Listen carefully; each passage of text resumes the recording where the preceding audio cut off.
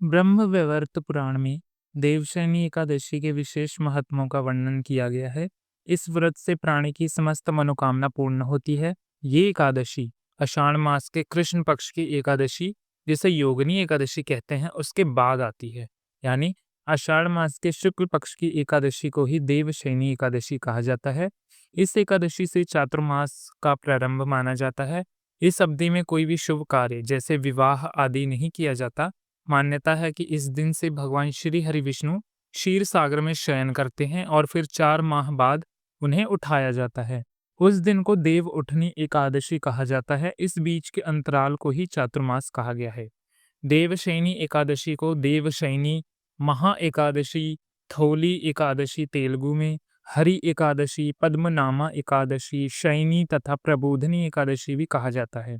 तो आइए आज आपको प्रबोधनी एकादशी यानी देवशयनी एकादशी की व्रत कथा श्रवण करवाते हैं। धर्मराज युधिष्ठिर ने कहा, हे केशव, आषाढ़ शुक्ल एकादशी का क्या नाम है? इस व्रत को करने की विधि क्या है और किस देवता का पूजन किया जाता है? श्री कृष्ण कहने लगे, हे युधिष्ठिर, जिस कथा को ब्रह्मा जी ने नारद जी से कहा था वही मैं तुमसे कहता हूँ। एक बार देव ऋषि नारद जी ने ब्रह्मा जी से इस एकादशी के विषय में जानने की उत्सुकता प्रकट की। तब ब्रह्मा जी ने उन्हें बताया, सतयुग में माधाता नामक एक चक्रवर्ती सम्राट राज्य करते थे। उनके राज्य में प्रजा बहुत सुखी थी, किंतु भविष्य में क्या हो जाए ये कोई नहीं जानता। अंत वह भी इस बात से अभिन्न थे कि उनके राज्य में शीघ्र ही भयंकर अकाल पड़ने वाला है। उनके राज्य में पूरे 3 वर्ष तक वर्षा न होने के कारण भयंकर अकाल पड़ा। इस अकाल से चारों ओर त्राही त्राही मच गई। धर्म पक्ष के यज्ञ, हवन, पिंडदान, कथा आदि में कमियां होने लग गईं। जब मुसीबत पड़ी तो धर्म कार्यों की प्राणी की रुचि कहाँ रह जाती है। प्रजा ने राजा के पास जाकर अपनी वेदना की दुहाई दी। राजा ने इस स्थिति को लेकर पहले से ही दुखी थे। वह सोचने लगे कि आखिर मैंने ऐसे कौन से पाप कर्म किए हैं जिसका दंड मुझे इस रूप में मिल रहा है। फिर इस कष्ट से मुक्ति पाने का कोई साधन करने के उद्देश्य से राजा सेना को लेकर जंगल की ओर चल दिए। वहां विचरण करते करते एक दिन वह ब्राह्मण के पुत्र अंगीरा ऋषि के आश्रम में पहुंचे और उन्हें साष्टांग प्रणाम किया। ऋषिवन ने आशीर्वाद उपरांत कुशल क्षेम पूछा। फिर जंगल में विचरण व अपने आश्रम में आ जाने का प्रयोजन जानना चाहा। तब राजा ने हाथ जोड़कर कहा, महात्म, सभी प्रकार से धर्म का पालन करता हुआ भी मैं अपने राज्य में दुर्विश्वास का दृश्य देख रहा हूँ। आखिर किस कारण से ऐसा हो रहा है? कृपया इसका समाधान करें। ये सुनकर महर्षि अंगिरा ने कहा, हे राजन, सब युगों से उत्तम ये सतयुग है।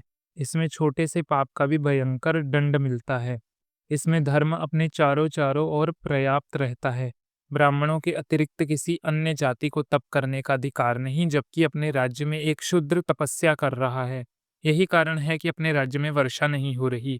तब तक वह काल को प्राप्त नहीं होगा, तब तक दुर्भाग्य शांत नहीं होगा। दुर्भाग्य की शांति उसे मरने से ही संभव है।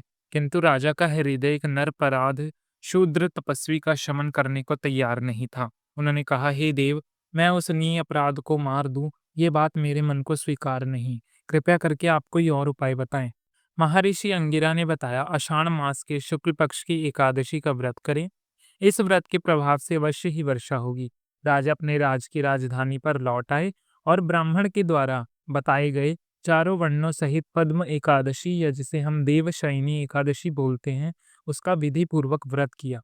व्रत करने के साथ ही व्रत के प्रभाव से उनके राज्य में मूसलाधार वर्षा हुई और पूरा राज्य धन धान्य से परिपूर्ण हो गया।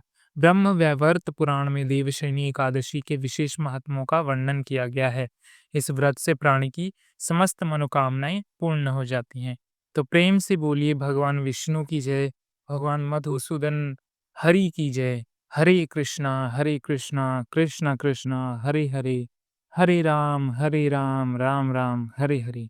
तो ये थी देवशयनी एकादशी की व्रत कथा। देवशयनी एकादशी के दौरान ना तो मुंडन इत्यादि किया जाता है और ना ही मांगलिक कार्य, विवाह इत्यादि कोई भी शुभ कार्य नहीं किया जाता।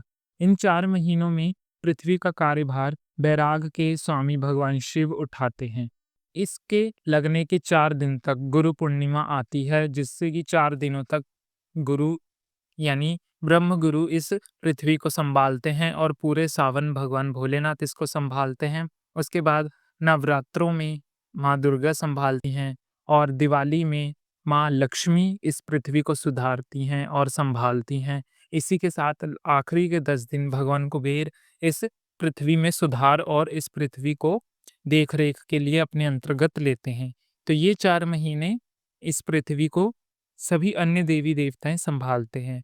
तो इसी को चातुर्मास कहा जाता है। यदि आपको व्रत कथा सुनिश्चिंत लगी हो, तो वीडियो को लाइक ज़रूर करें और हमारे चैनल को सब्सक्राइब अवश्य कर लें ताकि ऐसी ही व्रत कथाओं की वीडियो आपको हमेशा मिलती रहे।